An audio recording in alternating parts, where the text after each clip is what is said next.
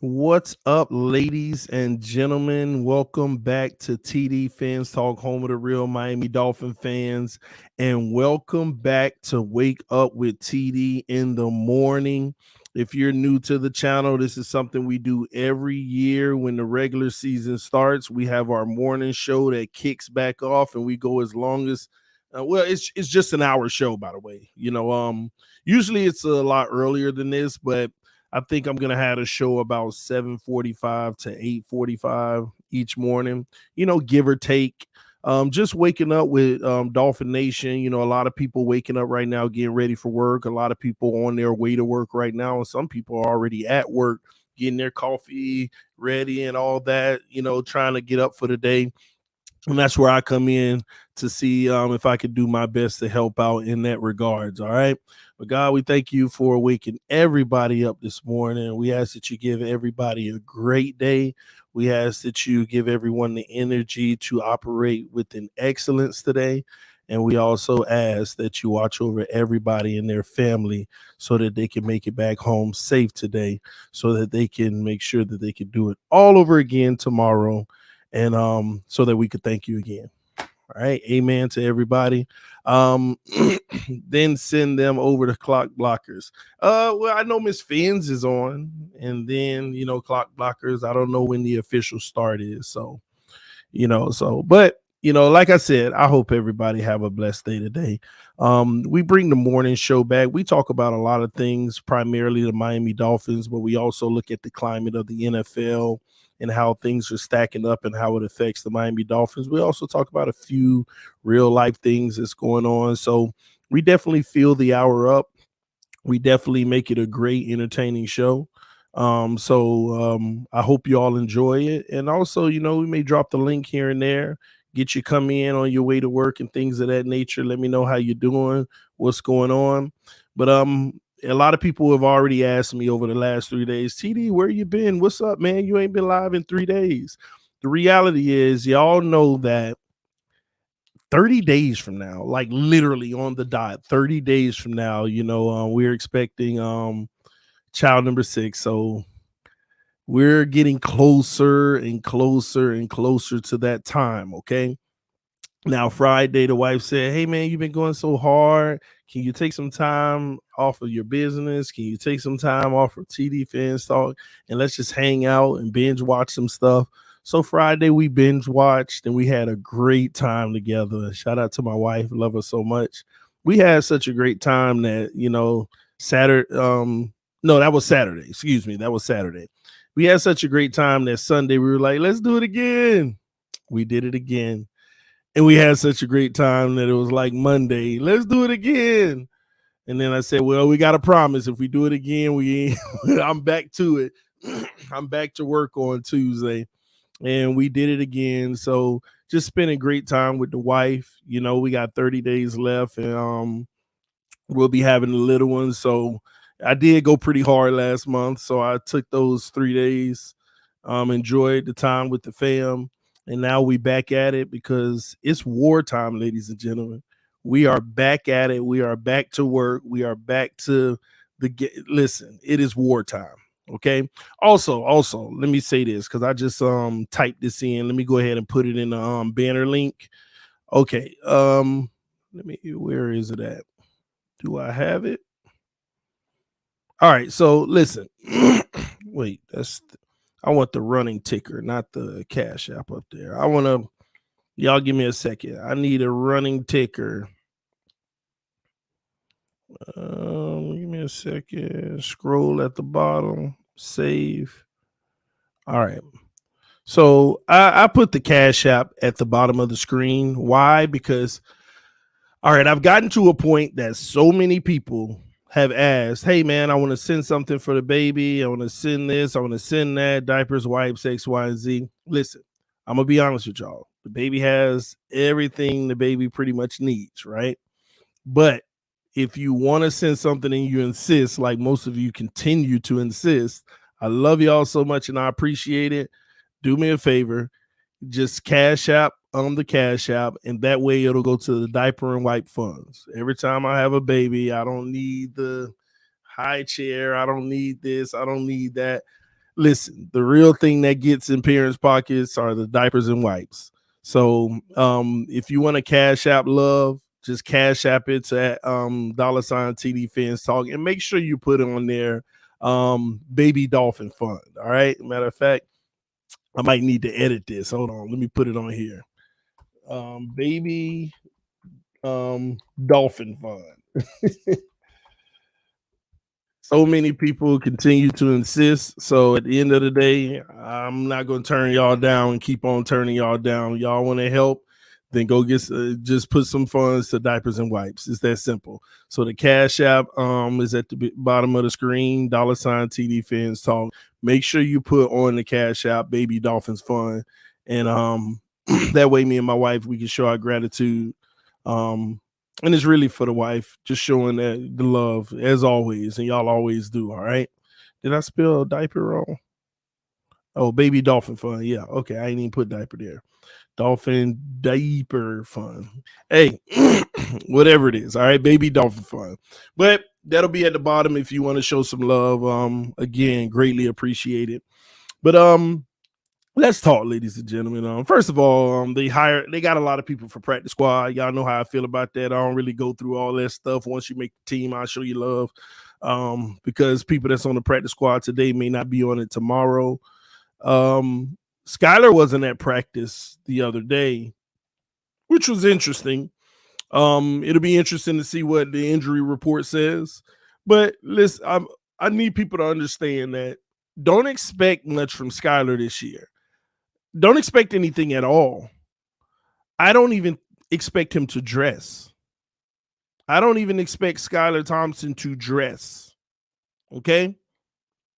In the game. Unless Tua gets hurt, then we need to back up, he'll dress. But I don't even expect him to dress. Okay? So I think I know everybody want to see him. They want to see him get a chance in action. Skylar is for next year at the very best, okay, in my opinion, unless there's a major injury this year. Skylar's, there's no rush. They're not trying to see him become the franchise quarterback this year. And I don't think they want to see him become it ever if they can get to do what he needs to do and become the guy. Okay, so I'm just putting that out there right now.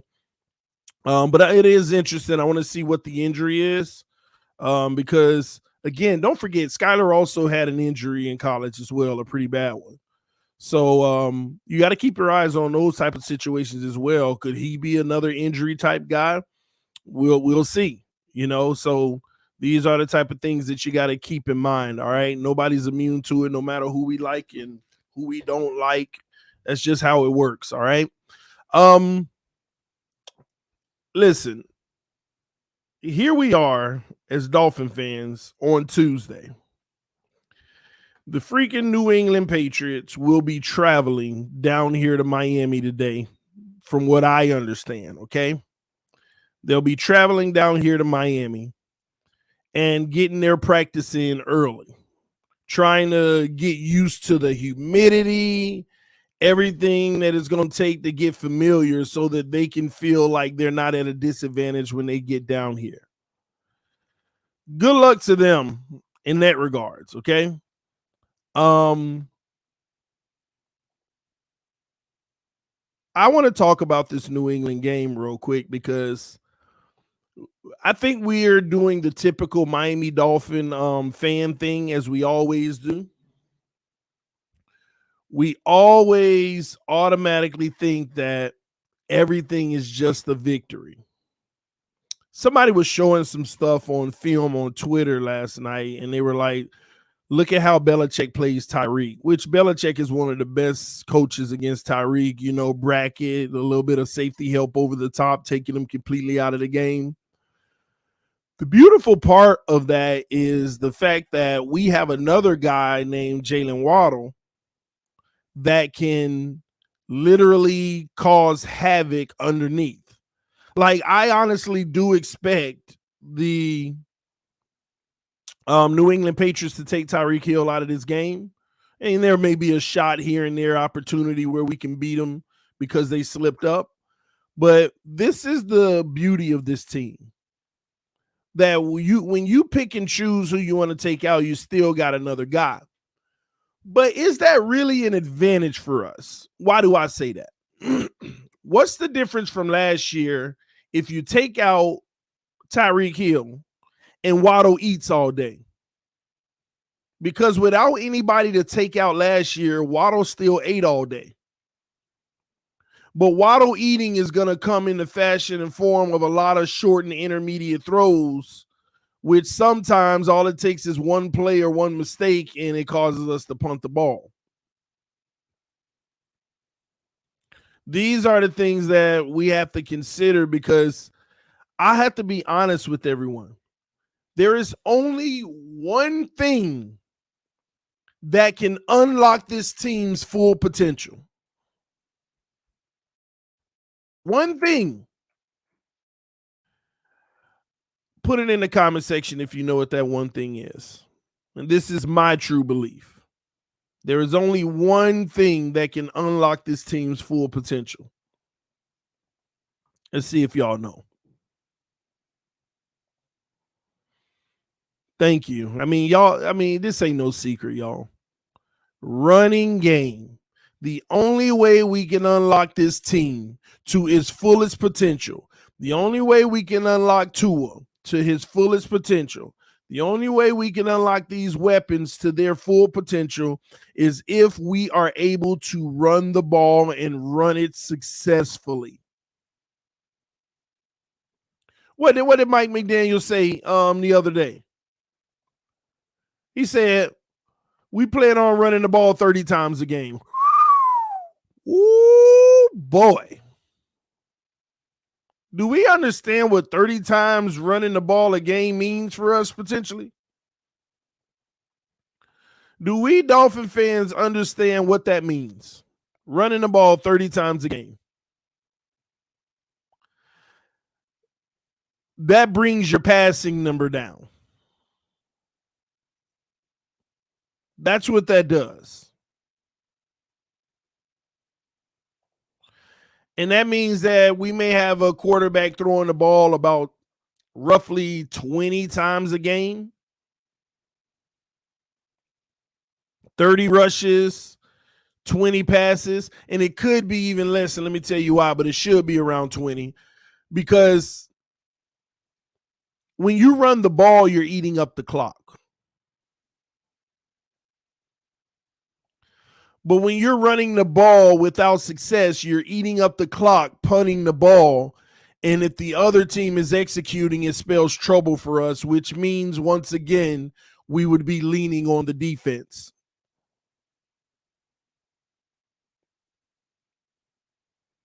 At the end of the day, ladies and gentlemen, we will have to run the ball to unlock everyone.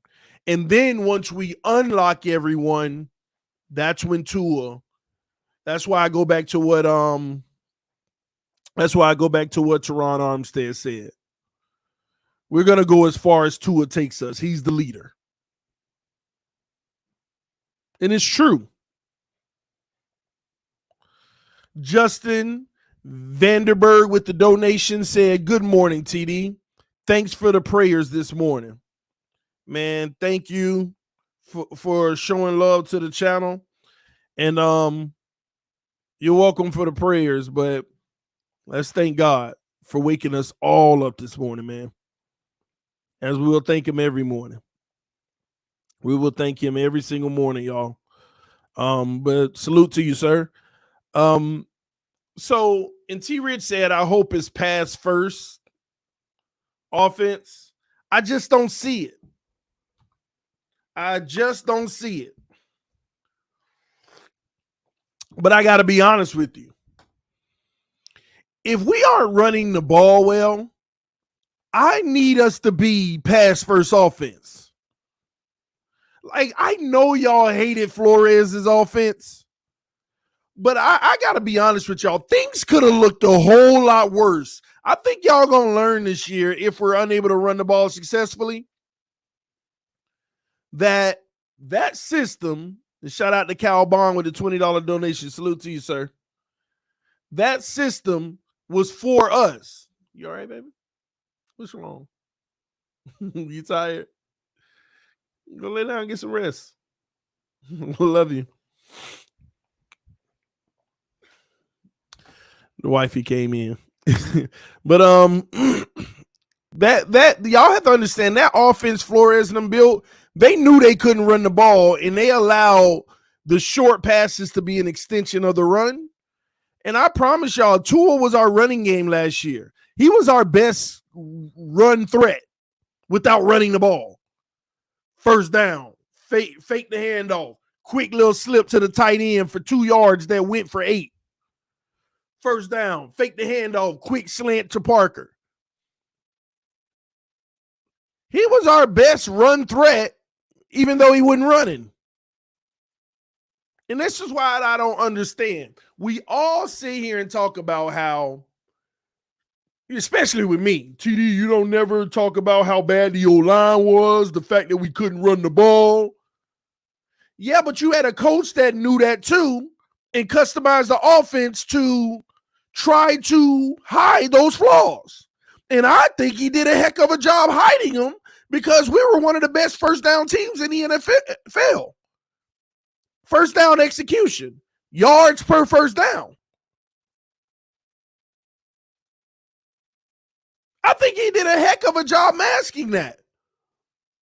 Well, this Flores offense didn't do anything. Because if we're going to use everybody's logic that the run game sucked and the O-line sucked, and that's why our quarterback couldn't do anything special, then what do you want Flores to do? That's his personnel. He got to make it work anyway. And I thought he did as best as we could.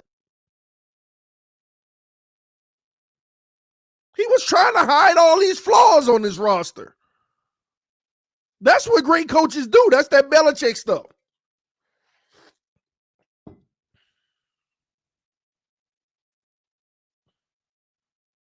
But that's neither here nor there. He's gone.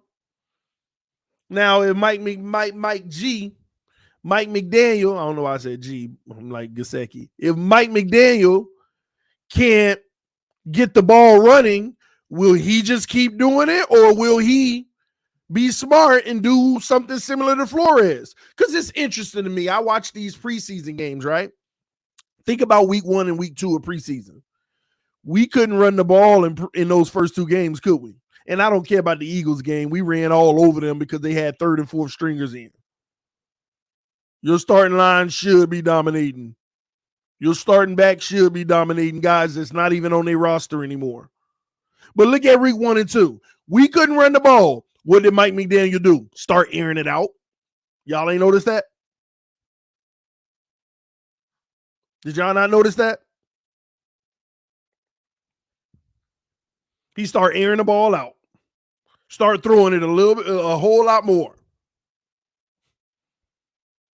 Shout out to G Firm, said GM Tua is the force multiplier. He's good. We good. Man, I hope so, G Firm. I hope he's the force multiplier. I hope Tua's the force multiplier, bro. G Firm said issue with Flo's offense was that it was inept.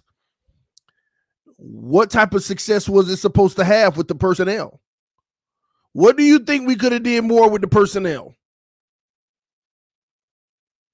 Could we have ran this West Coast offense with the same personnel we had last year, top to bottom? At a high level? You tell me what kind of offense we could have ran successfully last year with the same personnel.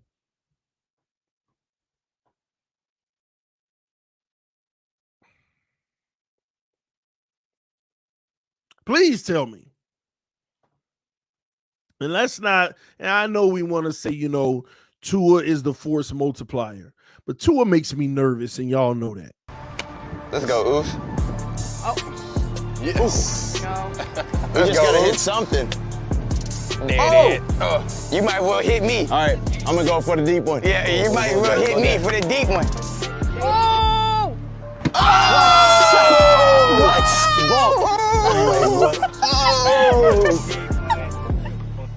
Wait, that definitely counted. That counts. That definitely counted. Waddle ankles. He makes me nervous, bro. He makes me nervous. Here we are sitting here, and you doing promotion with the soccer guy and all of that. And oh my gosh, you talking. I gotta be honest with y'all. That was embarrassing. I don't even know how they let that get out. I don't even know how they let that get out. It was, like I told y'all, I spent time with the wife for the last 3 days. And yesterday, I said, okay, I'll do it again, long as tomorrow, I can go back to work. But I was going to come back to work yesterday, and somebody sent me that, and I seen it. I said, yeah, baby, I'll take another day off. I'll take another day off. Come on, man. You got these short passes right in front of you, and you miss both. And he kind of felt embarrassed, all right, man, I'm going to go for the long one, And then we break Waddle ankles on the poster. Ain't no moving target, just sitting still, sitting down in the zone.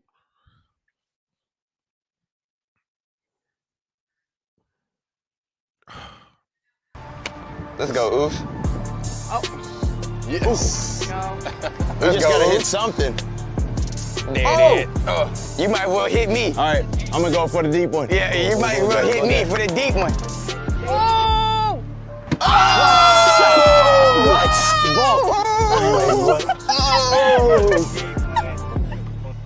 Wait, that definitely counted. That counts. That definitely counted.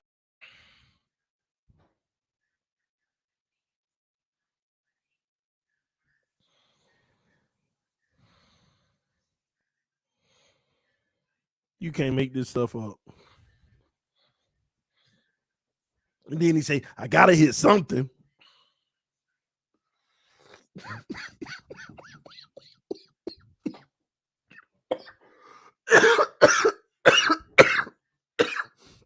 Oh my gosh, boy. Oh my gosh. I can't wait to read the comment section later. He was thinking about Jesse Davis. Oh my gosh.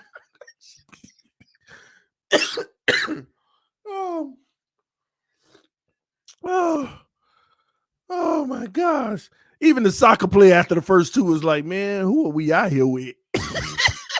Oh my God. Oh man. Even Waddle was like, man, maybe you need to hit me. Oh my gosh, man. Oh my. Let's go, Oof. Oh. You can't make this up. No. We just gotta hit something. Yeah, you do. You might well hit me. All right, I'm gonna go for the deep one. Yeah, might you well might hit well me. hit me for the deep one.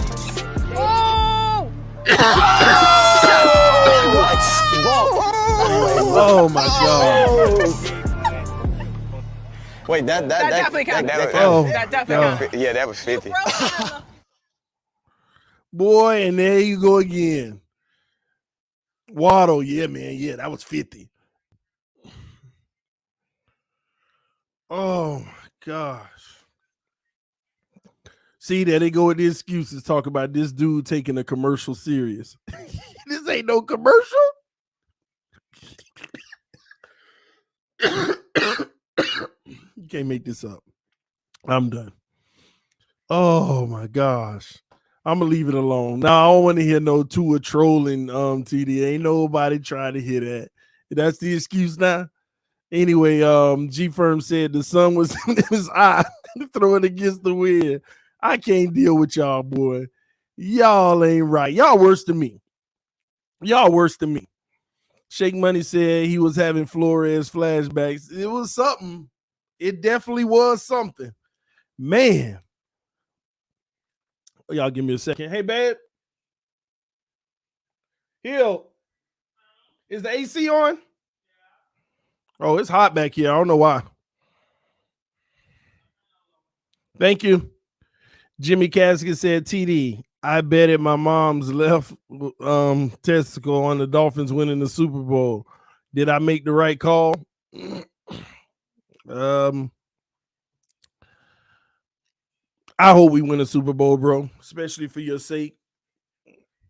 And if we don't, then hey, man, you just have a new gender reassignment, I guess.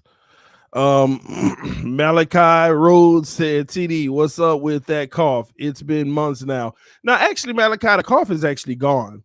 That was laughing at Tua and drinking coffee at the same time, wrong pipe. All right, but the cough has actually been gone. At least for the last month. I mean, you may have not have noticed it, but you can go watch any other stream and see that. Look like money to me. To each his own. To each his own. Somebody said to me last night when I put it up, they said when it hit Waddle ankles, they said, you touch it, you catch it. Breeder G, morning, folks. What's up, TD? Love you, brother. Man, hey, I got to hit you up, man. That's on me, man. I was supposed to hit you up this weekend, man, but I'm going to hit you up today, all right? I got you, bro. And Triple, I saw that too. LOL, what Triple S said? Let me see. Ain't the comments going so fast that I must have missed it. But yeah, anyway, man, like I said, he makes me nervous because here's the truth. And let's stop acting brand new about Tua Tagovailoa, okay? We all know that Tua, like, let's be real for a second. We all know that Tua ain't a bum. I don't know how many times I got to say that. Real talk. Tua ain't no bum. He ain't trash. He ain't, you see what I'm saying? We know this. But he have bummish moments and trash moments. And every quarterback does. Like, if y'all would have went to Tampa Bay's practices on that day one, Brady was having a bummish trash moment. He was. Every quarterback does. But the reality is, it's like, how often do you have them? Like, people don't want to use, like CB83 always say, you got to put context to it, which he's right. But a lot of people try to ignore context with certain, they pick and choose the context.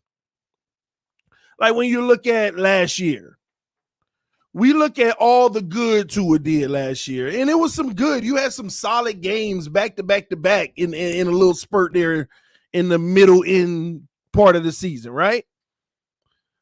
But nobody cares at the fact that it was some of the worst teams in the NFL. None of them were playoff teams. None of them were top 10 defenses. And we get this, we pick and choose when we want it to apply to somebody. And I got to be honest with y'all, it's just not cool. We got to use context. So I got to give my official evaluation of Tua Tagovailoa right now before the season starts. And then I need to tell y'all what I think is going to happen this year. And I'm going to tell y'all my biggest hopes and my biggest concerns. Okay? Here we go. Tua Tagovailoa right now is playing like an above average quarterback. Y'all have seen my scale before. I have done this before. This is nothing new. Now, the quarterbacks have shifted on this list. Don't look at this and say that it's still accurate because I have updated this. I just need to put it in a picture form so I can post it. So don't worry about the names on here. Just look at the categories. These are my categories of football. And I know fair being in there and then at the under fair is just trash. But here are the 8. Let's just stop it at fair and just say, here are my 8 categories of football. Okay? I've always told y'all, if you got an average quarterback, is what you don't need. You can win games, but it's typically not a playoff team unless you got a historic defense or a historic run game. You don't want an average quarterback. Then above average. Above average is a quarterback who's going to win games. At a bare minimum, they can get you a wild card in this NFL. But that ain't what you want to invest long term in. Then the next level, good. Good is the most dangerous quarterback to have.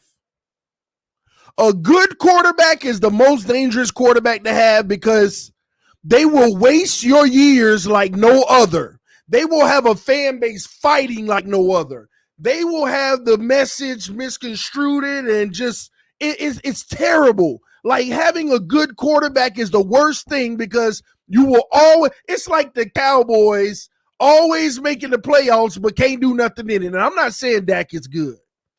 I think Dak is really good. And I think that team underachieves around him. But good is the worst category to me. And then you have really good.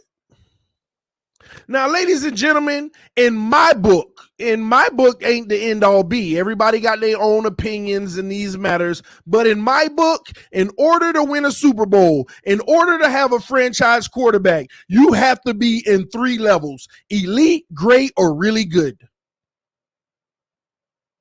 That's it. No ifs, ands, or buts.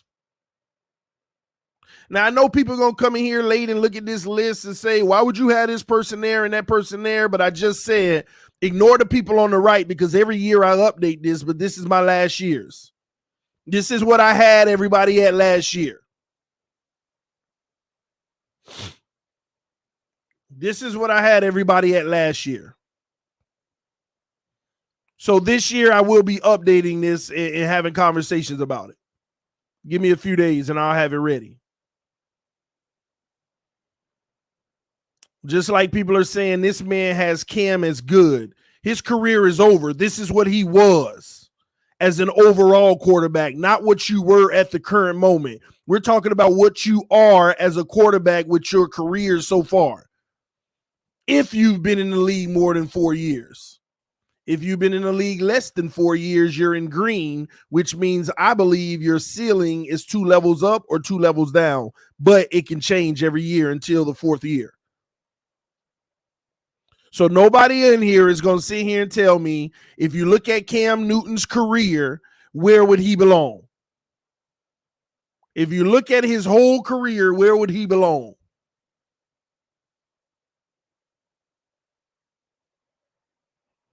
And how you going to say when was Cam good when the man won an MVP? Stop it. Please stop it. Anywho, let's get back to what I'm trying to say, all right? Good is the most dangerous area to be in. And right now, when I redo this list, I have Tua at the above average slate. I have him at above average. Now, remember, y'all, When you're in green, my assessment, which green means you've been in the league less than 4 years, my assessment is you can go up 2 or down 2. But once you're in black, that's pretty much where you are for my evaluation. Now, Tua has 2 levels to jump this year. But here's where it gets frustrating. And I'm going to ask everybody in the comment section. If Tua goes from average last year, right? And by the end of this year, he makes it to good.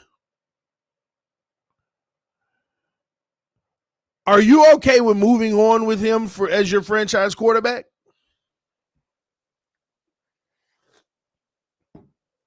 Are you okay with picking up the 5th-year option? If he goes from average, which he was last year, to good, are you okay with that? Yes, no, yes, no, no, yes, yes. Oh, no. He'd be another Tannehill. No, no, no, absolutely. Now, let's get something straight. Now, remember, I told y'all don't look at these names because some of y'all I feel like are being skewed by the names. Because in 2022, I have Tua as above average, but I have Justin Herbert, Joe Burrow, like all of these guys are in the great or really good category. So don't think that if he goes to where Justin and Joe and them were before last year, that automatically that's what you want. But the reason why I asked is because I just proved to you all how divided we are on what we should expect from Tua this season. And that's what concerns me. Because if he goes to good, half of the fan base is like, that's good enough for him to be our franchise quarterback. You can pick up the 5th-year option. And that's why that is the most dangerous level you can be at, which is good. Because the truth of the matter is, since he's still under 4 years, if he's good, you don't know. But at the same token, more than not, most guys don't even go above that by the time their 4th year comes.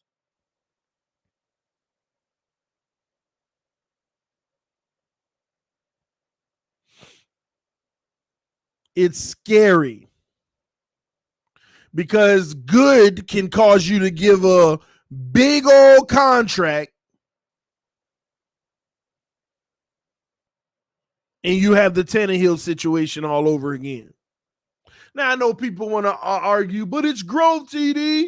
Yeah, why do we always have to deal with that? Why can't we just get really good and then we all know?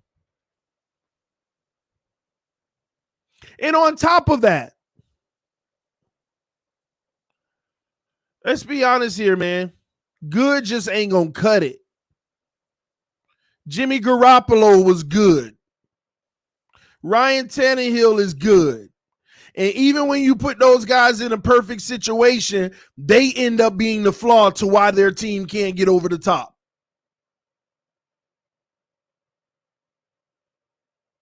They end up being the flaw of why they can't get over the top. I mean, then you look at guys like Lamar Jackson, which I think that they'll end up getting a deal done because they back against the wall. But they don't want to pay this man. If you truly evaluate Lamar Jackson as a passer, he's in the middle of the pack in the NFL. It's just his skill set carries him with his mobility and his ability to extend and make plays with his legs. But a lot of people don't want to pay a guy like that because what happens when you keep getting banged up and taking hits and you got to stay in the pocket? Now we don't have really good anymore. We got above average or good. If Lamar Jackson is forced to stay in the pocket and be a pocket quarterback, he drops 2 levels. He ain't no bum, but he goes all the way down to above average. And that's why it's an issue why they're nervous about paying him. And unfortunately, they probably going to do it anyway, like all the rest of these, in my opinion, idiotic teams. Even Seattle, they gave Russell 2 extensions before they did what they wanted to do the first time. And y'all don't have to believe me. Go check my channel out 4 years ago. I told y'all 4 years ago, Seattle wants to move on from Russell Wilson because they know that they'll never win again with his contract. And 4 years later, the man ain't never got out the first round. And has had 2 contract situations, and both of them they waited to the last minute trying to stall him out because they were trying to find a trade partner. What do you want him to do, TD? Just trade their franchise quarterback? Doggone right. Can y'all please show me in the last 5 years the franchise quarterback that was getting $50 million, $40 million, $35 million that won the Super Bowl?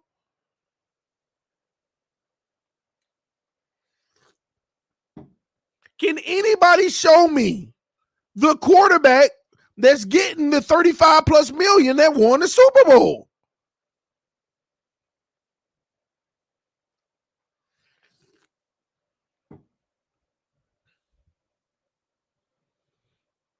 But nobody cares about that. They just want to rule hard their guy and say, give him his money, and then wonder why we struggle to do anything around him every year. And that ain't just exclusive to the Dolphins, but every team. We ignore the facts of how the NFL works. And people underestimate why Brady won so many Super Bowls. The man, gosh, when he speaks, listen to him. He said it out of his own mouth. I enjoy the competitive advantage of having better players surround me. That's why I'm not the highest paid quarterback in the NFL. The one guy that goes against the grain and makes sure he's not the highest paid, make sure that he's getting what the market should be, by the way, is out here getting Super Bowl after Super Bowl after Super Bowl. Super Bowl after Super Bowl after Super Bowl.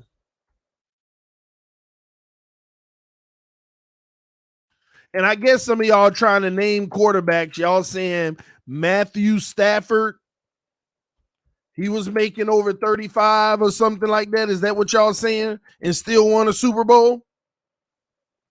I'm just curious. Is that what y'all are saying?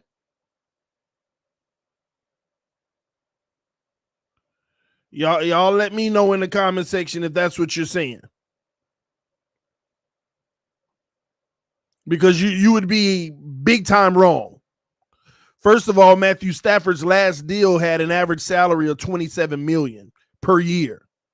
Even if it's 30, Curtis, Matthew Stafford's average salary was $27 a year. Now watch this.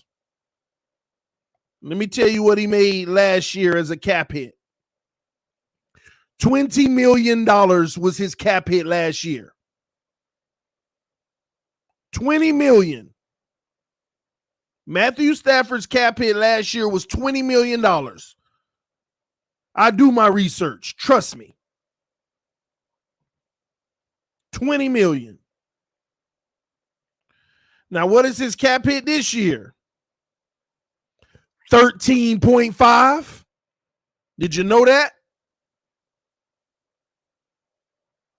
Because they backloaded his contract. Matter of fact, his base salary this year is $1.5 million. It's just a $12 million signing bonus.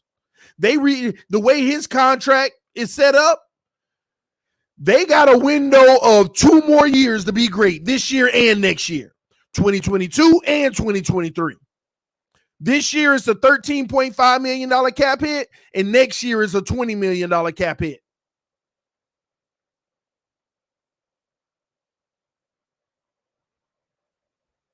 And then in 2024, $50 million. 2025, $50 million. Because teams are going after windows in today's NFL. You have to go after a window because you have 5 teams every year doing exactly what they're doing. First of all, you got the teams on rookie deals that got loaded rosters, and you got veterans that are they're structuring their contracts to get paid on the back end to open up an immediate window. So what Stafford is doing is saying, give me the big bucks, but I'm going to give you relief for 3 years. After that, hey, we know we're going to lose, but you got to pay me for 2 years. Big money. You got to pay me massive money, but we know we'll lose. But let's get our Super Bowls now. Same thing Brady did with the Bucks. Same thing Brady did with the Bucks. So you wonder how much Brady contract was since you named him too? Let me educate you on his too, because I do my research. I look at trends around the NFL. Oh my God, Jesus, boy! I'm about to show y'all something crazy, man. Y'all mind gonna be blown. But let me give you last year's before I give you this year. Brady last year. Give me a second. Whoa, Brady last year was $39 million. Did he win a Super Bowl? Nope. Wait, hold on. No, that's the dead cap. Give me a second. Transactions. Give me one moment. My bad. It's a 2-year, $50 million. So it's actually $25 million is what Brady made. $25 million. Now watch this. Look at what the Bucks just did, y'all. I can't believe my eyes here. Do you know that the Bucks just restructures Brady's deal to a 1-year, $15 million? And you know what Brady's cap hit is this year? $12 million is his cap hit this year. $12 million. I told y'all, but guess what the Bucks did? I can't believe this. Jeez. Brady is not under contract with the Bucks anymore after this year. This is his last year. But tell me why they'll be paying. They'll have a cap hit for Brady until 2027. 5 years later. They'll be paying against the cap for Brady for the next 5 years, and he won't even be on the roster. In 2023, he ain't even on the roster, and they got a cap hit of $35 million. Voidable years. They are paying they are paying a cap hit for Brady. It ain't going in his pocket because he already got his signing bonus. He already got paid. Brady's already got paid. But from a salary cap standpoint, next year, they got to pay $35 million against the cap just for Brady. Then the year after, $11 million. The year after that, another $11 million. And in 2026, $3 million to finish it off. Somebody said the Bucks are screwed. They ain't screwed. You know why? Because they know what they got into. They know they made their bed and they're willing to lie in it because nothing's more important than a Super Bowl. They already got one Super Bowl. All they're trying to do is get one more. Nothing's more important than a Super Bowl in today's climate. And the sad thing about it is you can no longer build this well-rounded team that's a dynasty that goes forever because every year you got 5 to 10 teams that do this mess. So they'll always be loaded and have better talent on their roster than you if you're just trying to build a well-rounded team at every position. They'll always have a better roster. Because the biggest position on the field, like Brady, is getting paid $12 million this year. But what about the guy getting paid $50 million? That means the Bucks have a $38 million advantage worth of talent on their roster. And we all know $38 million worth of talent is a difference on a roster. That could be 3 starters, 2 elite starters.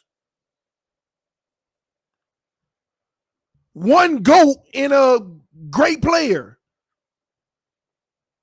It makes all the difference.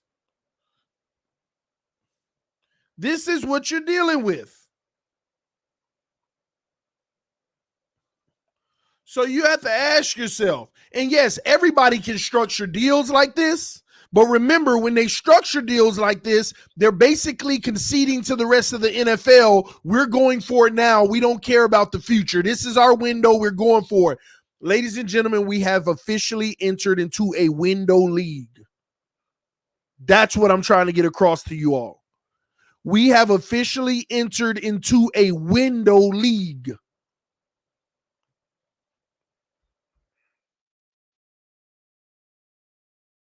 You have to take advantage of your window.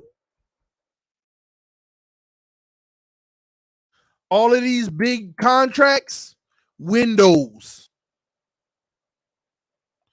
Didn't Russell Wilson just sign a 5-year, $242 million contract? It didn't matter. He gave him a 3-year window. You want proof? Watch this. His cap hit this year is only $17 million. His cap hit next year is only $22 million. We're talking about a guy who got a contract that's averaging almost $50 million. This year is only 17. Next year is only 22. And even in 2024, his cap hit is only $35 million. And that's still doable 3 years from now. So the Broncos now have a 3-year window with Russell Wilson.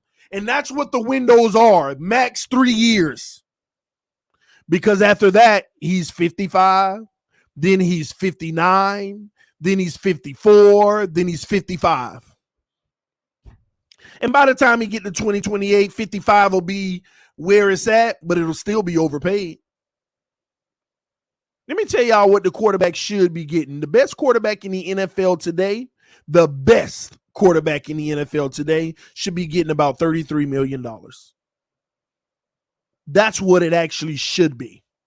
The best quarterback in the NFL should be getting about $33 million. But we knew this quarterback market was going to run crazy like this. It's no different than the inflation happening in the U.S. right now. Everything is over cost. And since you can raise the rates, why not? So these quarterbacks are taking advantage of it. Oh, Watson got that much guaranteed, then I'm going to get that much guaranteed. Oh, but I'm up next, and I won an MVP, and I ain't got no allegations. I want a little more. What you think Lamar Jackson dealing with right now? They going to get higher and higher and higher. And eventually you're going to have quarterbacks getting the annual of 52, 53, 54, 55. What you think gonna happen with Herbert and Burrow? Choice class? They're the next big bag. They're the guys that's about to hit that threshold of the 55s and stuff like that. Mark my words. Especially if they continue on this trajectory and want to win a Super Bowl or do something crazy again. And I agree, Fields tripping. It's called the market. I totally agree with you. I know. I'm in agreement with you. I'm not knocking the fact that it's the market.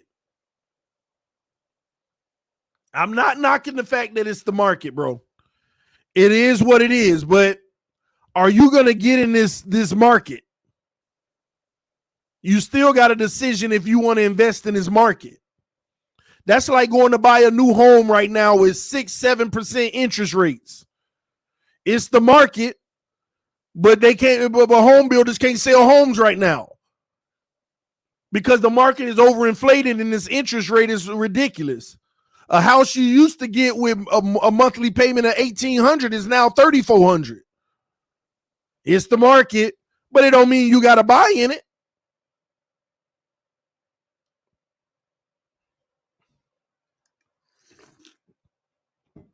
And I got to be honest with you, it's time for the consumers to take the market back.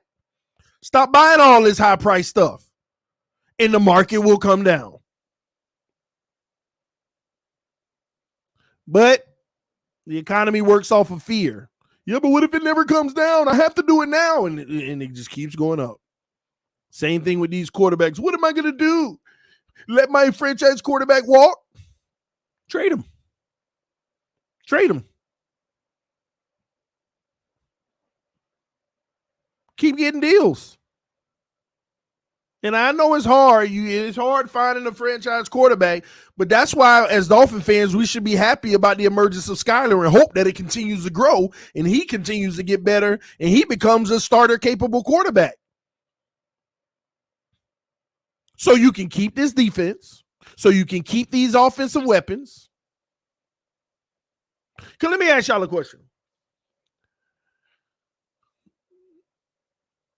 Which would you rather? Sign Tua on a big deal, but you can't keep Armstead and Tyreek as a result with the same team. Or get a new quarterback, hypothetically like Skyler, I don't know, and you get to keep those weapons.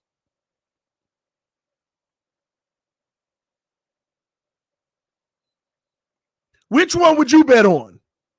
And we don't know what the outcome will be, but which one would you bet on? I don't know. Skyler might end up being a bum, but which one would you bet on?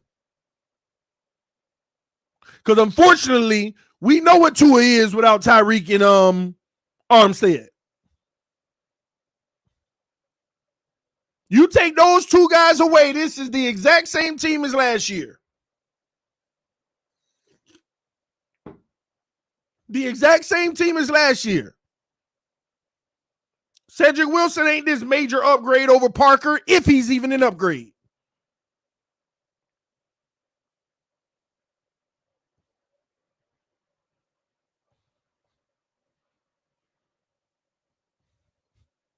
That's what you had to ask yourself. Which one would you take? Somebody said Armstead and Hill going to be gone anyway. However you want to slice it, but you replace them with the equivalents. You go get another left tackle that costs that kind of money that's one of the best in the league, and you go get another $30 million receiver, whoever the best in the league. I don't know, but go get say you got Debo. I don't know. I'm just saying. Which would you rather? Because I know they're going to be gone anyway, but are you going to be able to replace them? With the equivalent talent or really close? You still got to replace them, and it's going to cost that much. Matter of fact, it might cost more because the market going up.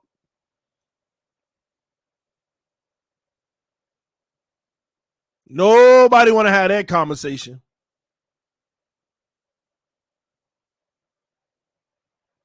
Nobody want to have that conversation. Jesus, sometimes TD is awful. The running backs, and wide receivers is totally different than last year. Like I said, take Tyreek away from the wide receiving core. It ain't that much of a difference. It really ain't.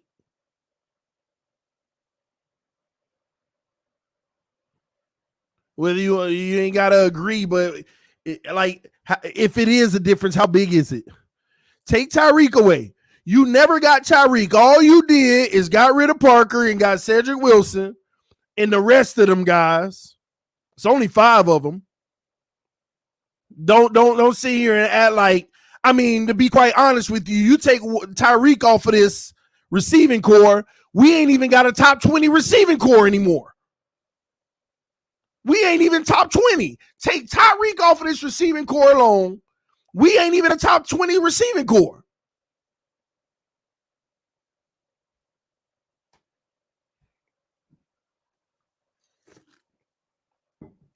Because 28 teams got at least one really good guy, like Waddle.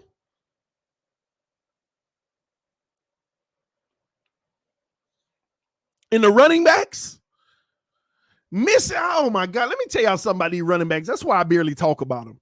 Y'all got to stop this hype for guys that ain't proved nothing in their career. We got a whole bunch of guys that ain't proved nothing in their career, including Myles Gaskins. He ain't exempt. A whole bunch of guys. We got one guy that's played one whole season. Every other season, including him and the rest of them guys, 500 yards, 600 yards, and got hurt. We ain't got nobody proven on this roster that's done anything more than 1 year on a consistent basis. I don't know what be going on in some of y'all minds thinking that, oh man, we got their core now. Man, we got a whole bunch of guys that gave you a half a season and got hurt. And ain't never had 2 seasons in a row of being healthy or putting up the numbers. Yeah, but there's 6 yards a carry. And you better go look at Gaskin's yards per carry when he first came in the league and he was a third stringer. You better go look at Kalen freaking Balage's yards per carry when he was a third stringer. Go look at Kenyon Drake's yards per carry when he was a third stringer. All of these guys that come in as relief and they think that it's passing and they pick up the big yards. But as soon as they thrown in the starting role, not so much. And don't forget, I don't know what we had at running back last year because the O-line sucked. And if the O-line sucks this year, if you want to have that attitude about it, then make sure you don't blame the O-line, blame these running backs.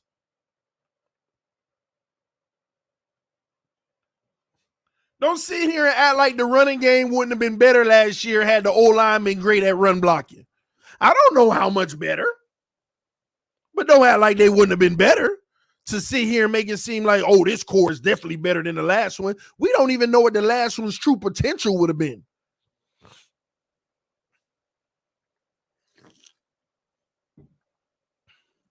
And by the way, can y'all please tell me what running backs made this roster right now? Put it in the comment section real quick. Who's running back number 3 and 4 on this roster? Who's running back number 3 and 4 on this roster?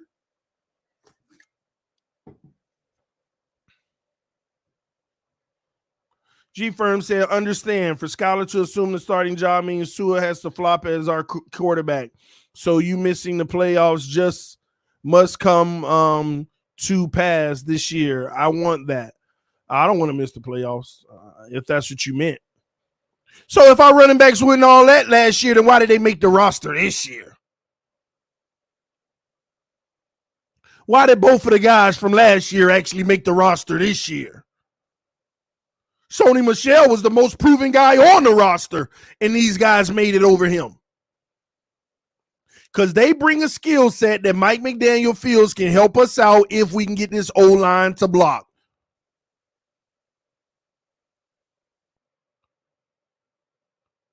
So don't make, oh, are you kidding me?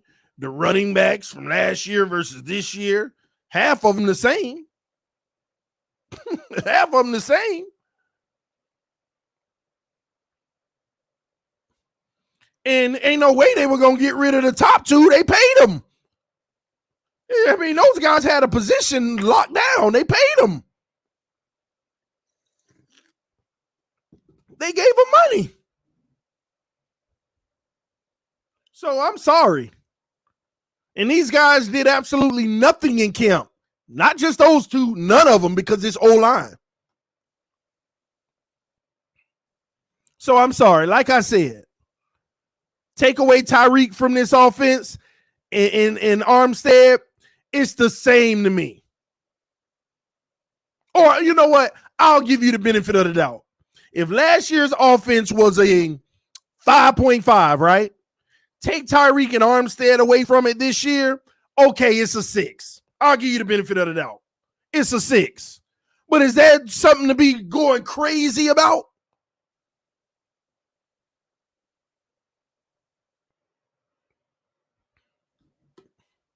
And that's me giving you the benefit of the doubt. Because I could argue Parker better than anybody behind outside of Waddle. Well, Cedric Wilson, another guy who done played half of a season in the NFL and did a little something, and we just writing him off as a top receiver now. A guy who Eric Ezukama has played better than in camp. Let's get that straight, too. Eric Ezukama been better than Cedric Wilson in camp.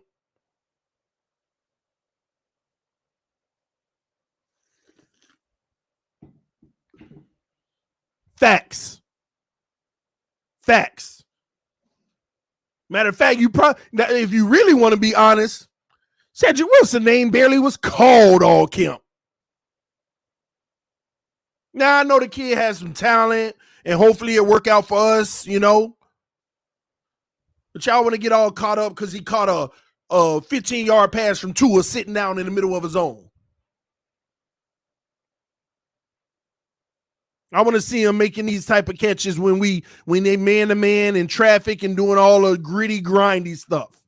Come down with those balls like Ezekama was in tight coverage.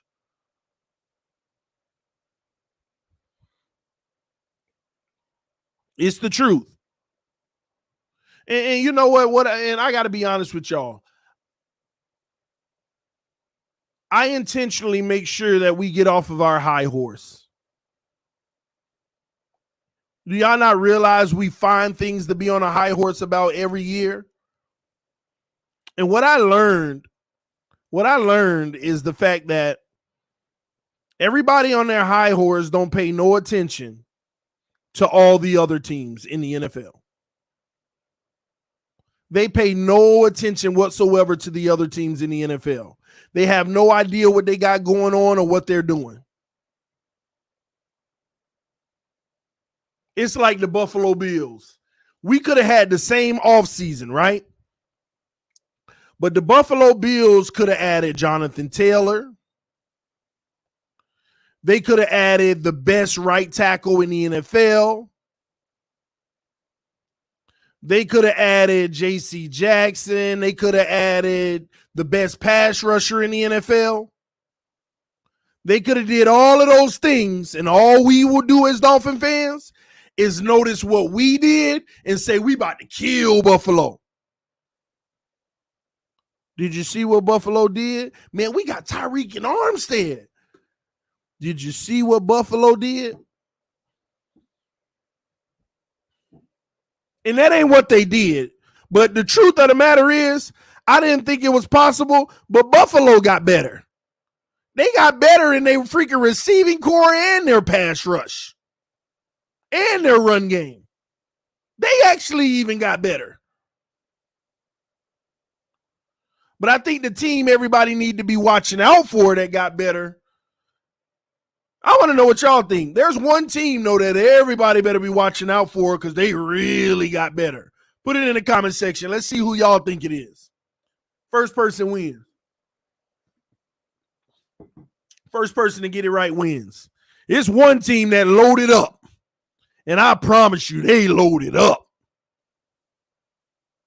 Ain't no Jets, ain't no Broncos. I'm shocked at y'all. Y'all should have this off the top of your head. Thank you. Who was the first one? Who was the first one? Victor is the first one. And then everybody start getting it. The freaking Chargers. The freaking Chargers are loaded. Are loaded. And behind them, I would say the Bengals loaded up. Already had all of that. Done locked down their O-line. Got even better on defense. But the Chargers and the Bengals. But let's just stick with the Chargers. That's the team that loaded. They already could put up 30 a game easily. But now they got the one of the best pass rushes in the league. Secondary is on lock now. And some really good linebackers. If they hold teams to 22 a game like we do, they win in 14, 15 games off rip. In a tough division. If they can hold teams to 22 points, I don't see it. They going, listen, the floor for them is 12. The floor is 12. Because I already ain't no question on their offense. Everybody know they 30 points a game if they need to. And then on top of the 30 points a game, with a defense like that, now the defense putting up points. They might be a 35-point a game team easily.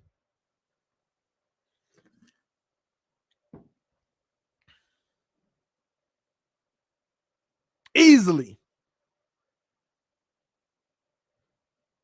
And what, we think our offense is going to be better than theirs? Because we got a wide receiver and a left tackle? When they got 5 guys on the O-line that's certified, when they got the same wide receiver weapons, when they got the running back that's that guy,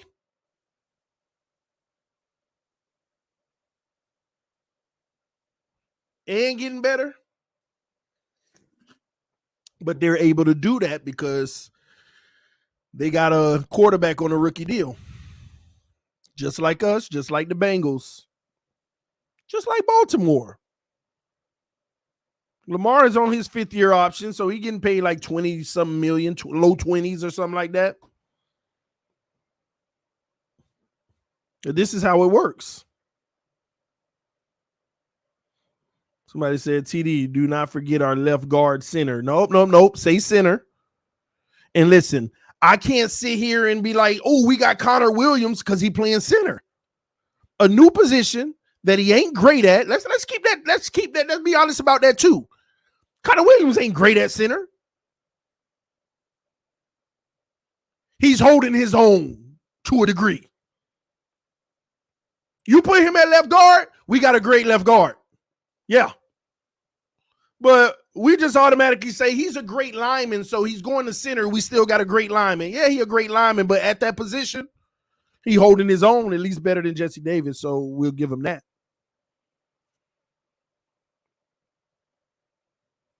But my point is, this is so indicative of what Dolphin fans do. We only look at what we did, and we do not look at what the rest of the league did. And then we sit here scratching our head when we lose to this team and we lose to that team. Why aren't we just this? Because people like me that tell you the truth, you get mad about it and say I'm negative and I hate my own team. No, I'm evaluating my team because I want to win a Super Bowl. So I'm trying to identify where we keep going wrong. And my say ain't gonna matter, but I try to make y'all aware of what I believe is happening and what I believe has happened. And let's get something straight. The system that Mike McDaniel is bringing to Miami is a great system that requires a certain personnel. I love this system. I want this system. I want this system above any other system, to be quite honest with you. But let's be clear. There are requirements for this system. And an offensive line 1 through 5 gotta be really good. All of them in this type of system. Let me introduce y'all to 2 versions of this system. The Atlanta Falcons that went to the Super Bowl, Julio Jones and all of them. It's the same system. But they had the passing weapons and a run game. Then you got the San Francisco version. Defense and run game. You see the 2 differences? Atlanta was the passing game and run game and the deep threat. And in San Francisco, it's the defense and the run game. San Francisco would love to run it the way they ran it in Atlanta because that's the system they want to run. In San Francisco, they want to run that Atlanta format, but they can't run that Atlanta format because they ain't got the quarterback to run it, nor the weapons to run it. That's why a quarterback like Jimmy G that is actually capable, he's a good quarterback. But they need a guy who can execute the deep ball in this system to bring back the most success they've had in the system, which is the Atlanta version. Or the Rams version, right? They had it all, right?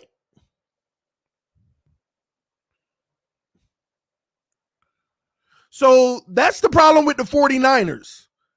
They need a quarterback that's capable to extend the field, which makes the run game 10 times better, which you can win with. But ain't it funny that in this system, Atlanta goes to a Super Bowl and they go so close and they're about to win and they lose. San Francisco goes to a Super Bowl and they go so close and then they lose. Then they go to an NFC championship game and they're so close and they lose. I love the system, but the system requires a specific personnel. The max of this system. So you need the receiving core. We have that. Check. This is the receiving core you want for this system. And you got the defense. Technically, this system don't even require as good of a defense, but we got it. But the area that we're going to have to prove it is going to have to be the offensive line in the running game. And it starts with the O-line. Go look at that Atlanta Falcons O-line, one of the top in the league. Go look at San Francisco's O-line, one of the top in the league. I mean, y'all need to go 1 through 5 on on San Francisco's O-line. Some of y'all don't realize what that O-line carries. Go 1 through 5 on San Francisco's O-line. That's what you call an O-line. It don't get much better than what that is as an O-line. And I want you to compare 1 through 5 with our O-line, and you'll understand the difference. You will understand the difference. This system requires certain personnel. And I can't blame Mike McDaniel if it doesn't work out right away, because this ain't his personnel. He just doing what he can, but he started to bring his personnel. He got the receiver. He got the left tackle. I'm pretty confident that no matter what happened this year, they're going to really invest in a center next year and put Connor where he belongs. Robert Hunt is one of the bright spots.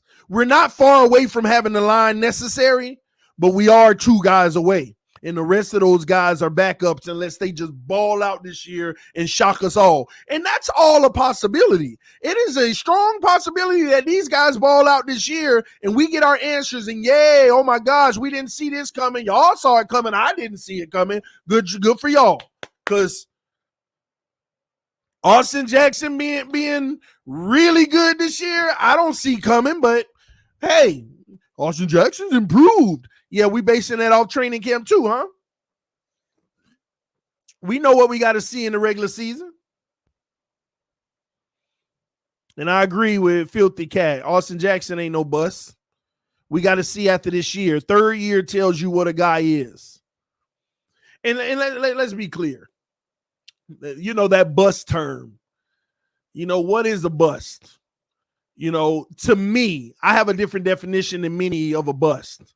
A bust is a guy who basically you put assets to acquire and they aren't useful at all in the NFL. I don't view a 1st round pick that's playing like a starter but not elite a bust. If you're still in the NFL and you got a job and you're playing well but it ain't elite, you're not a bust. Like take for instance, Joe Burrow was the number 1 overall pick. Say he was playing like Jimmy G for the first 4 years. That ain't a bust. Of course, we love for you to be Brady, but you ain't a bust. You're a starter in this league. You're just not great. It is what it is. That ain't a bust. A bust is somebody who doesn't deserve to be in the NFL. Even if you end up being a backup, technically you ain't a bust. You just overpaid. It ain't your fault they overpaid. It ain't the player's fault that somebody overpaid for them. That make me a bust because they gave me too much money. All y'all acknowledge that they drafted Noah too early. But what if Noah end up being a really good backup in the league? That don't make him a bust. It ain't his fault he was drafted so soon.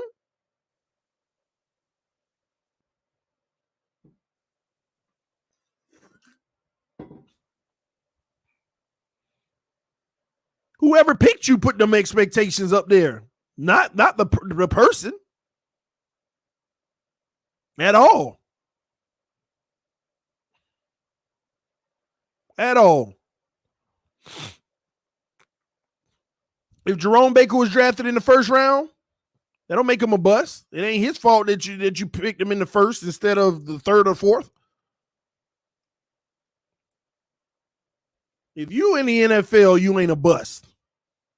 You maybe didn't live up to what they expected you to be based off of where they drafted you, but you ain't a bust. Busts are people who ain't in the NFL more than 4 years, in my opinion. Guess what? You could be a fifth-round bust. Dang, we drafted him in the fifth round and didn't work out. He ain't even in the NFL. Busted out. You ain't make the NFL. So that's how I view it.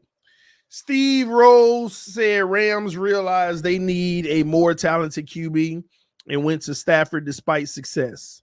Same with San Francisco, who went to Lance despite success with the good QB. We wasting our time with average low-ceiling Tua. I agree with everything you said except the very end, Steve Rose, that we're wasting our time with average low-ceiling Tua because Tua might come out this year and light it up like Josh Allen. Listen, me personally, I don't see it, but that don't mean it ain't possible. And he's already gotten to the point where he's earned the right to do that, have that chance this year, and they're giving him that chance. Let's see. We might all be singing a different tune come this time next year. Like, we already know we got the QB locked. Ooh. I think, in my opinion, I think Tua better than Josh Allen. Imagine having that conversation next year. Because he played like a year 3 Josh Allen. Because remember, year 3 Josh Allen was better than last year's year 4 Josh Allen. Some of y'all may not realize that. Year 3 Josh Allen was better than year 4 Josh Allen. So if Tua has a year 3 like Josh Allen or even better, we might be next year like, man, Tua better than Josh Allen. Look at what he did. Now, of course, ain't nothing wrong with having your opinion just like me. I don't think that's going to happen. But if Josh Allen was our quarterback and he gave me the first 2 years he gave in Buffalo, I would have been very doubtful. I would have been saying, man, Josh Allen ain't the passer we need him to be. I know he got a strong arm, but he ain't doing nothing with it. Thank God for his legs. At least he rushing and doing stuff with his legs. But, man, he going to have to figure this out because I don't know if he the guy. How you got all that arm strength and all that stuff and you just, man, you ain't even using it right. You ain't hitting them. You ain't doing nothing special. And again, thank God for his legs, but come on, man, he ain't the guy. At least I don't think he going to be, but time will tell. And then Josh Allen come out year 3 and, it's possible. I would have been saying a very similar thing about Josh Allen if he was our quarterback year 1 and 2. So I ain't never going to write out off the possibility. I'm going to have my belief, but that can change. Tua got to change it. And maybe he can. But to Steve Rose's point, this system requires an elite quarterback, y'all. A really good at a minimum quarterback. Y'all got to understand that Jared Goff was doing good with the Rams. He was putting the numbers up, having success. I mean, they were actually doing really good. They had success. But they realized they needed a more talented quarterback. And when you say talented, y'all good, but the talent level, can you make every throw? Do you have the cannon? Do you have the extending plays? And do you have the whole 9 yards? Stafford can make every throw. Stafford ain't limited on offense. Well, I can get the ball this far with accuracy. Versus I can get the ball that far, but it may not be accurate. Stafford had the whole package. San Francisco, Jimmy G is a good quarterback. I'm sorry. Like, they went to a Super Bowl and an NFC championship with him under center. And you still go draft a quarterback and go look at the skill set. Go look at Trey Lance's skill set. We need a quarterback that can take advantage of this offense and get the ball down the field.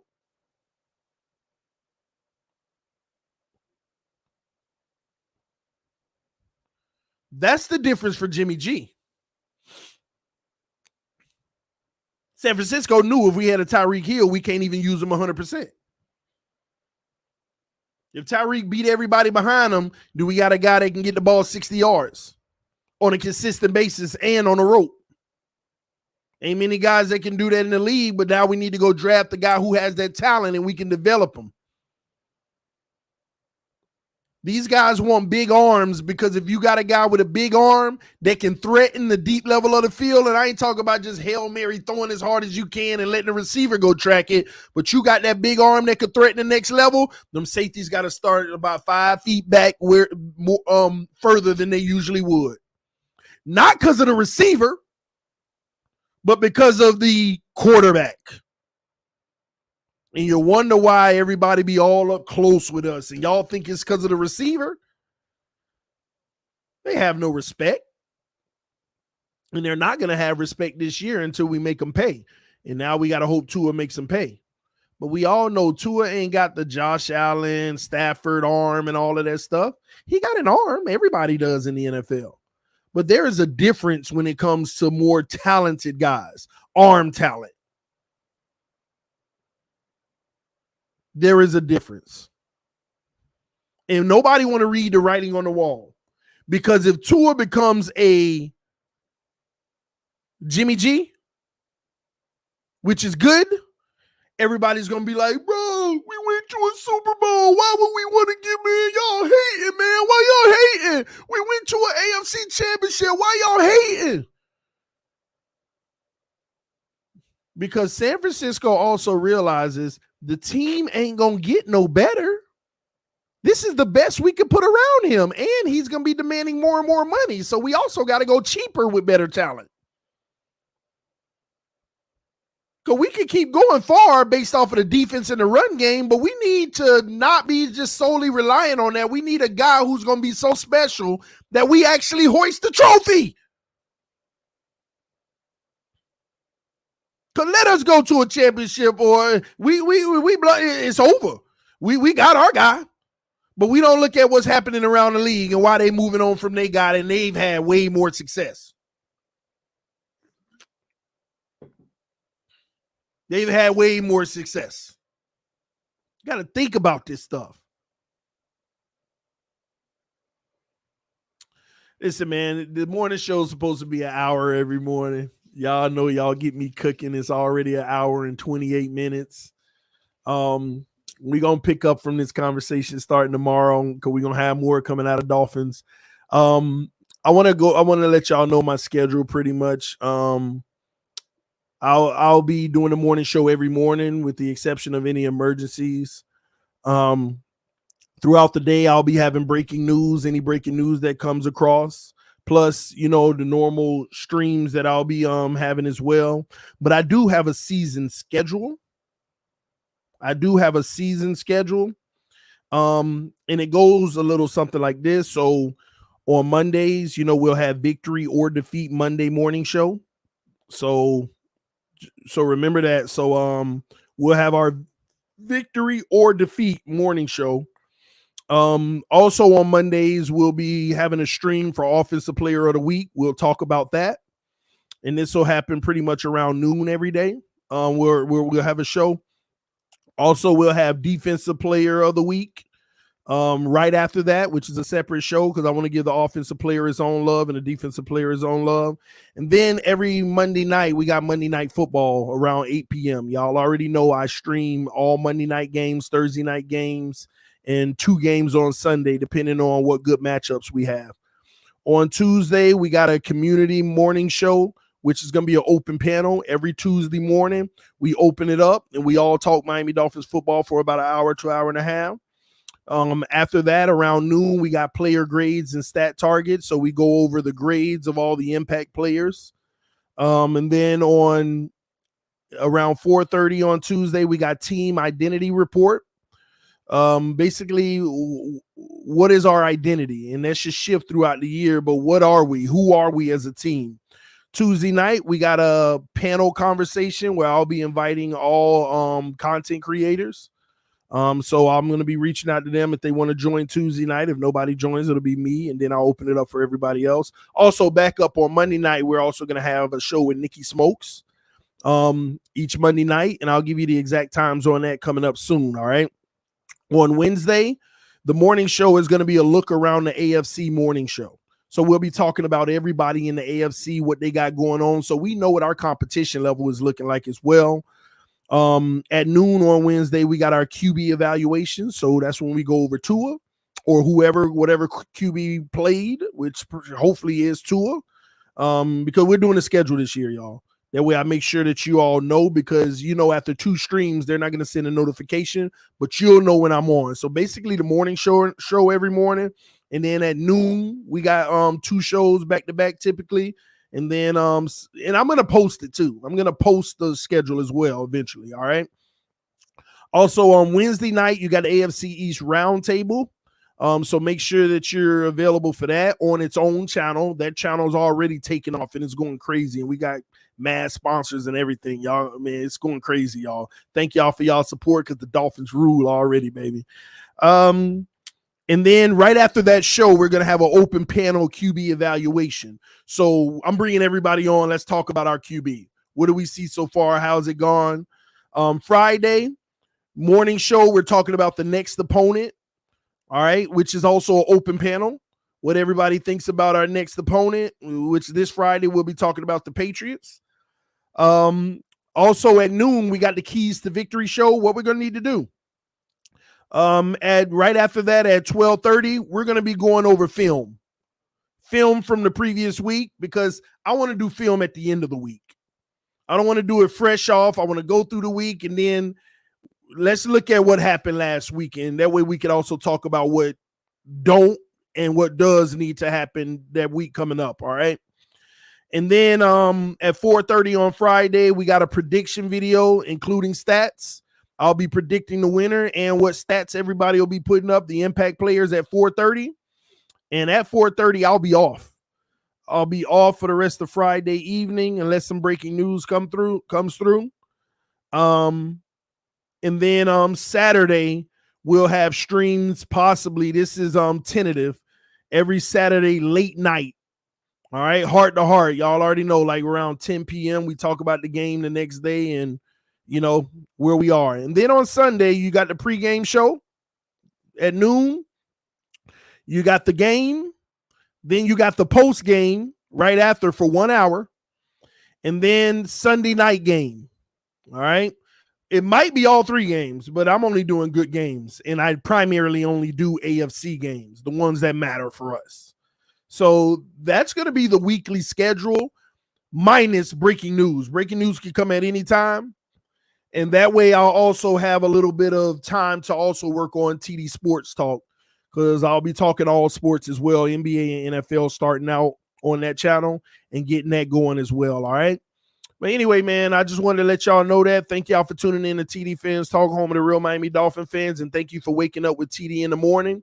Also, like I said before, everybody keep asking, can they send something for the newborn? The Cash App is below at the bottom of the screen, $ TD Fans Talk, Baby Dolphin Fun. Just Cash App, because all we need from other people, which, if you want to show love, is diapers and wipes, because that never stops. All right. Love y'all. Appreciate y'all. Fans up no matter what. Salute. Thank y'all for the love, and God bless you all today. And I will see you all. Let me see. It's Tuesday, and we don't have no player grades this week, but I'll see y'all some point today as well. But the schedule really starts next week. Just the morning show starts this week. All right. See you soon. Peace. I am out.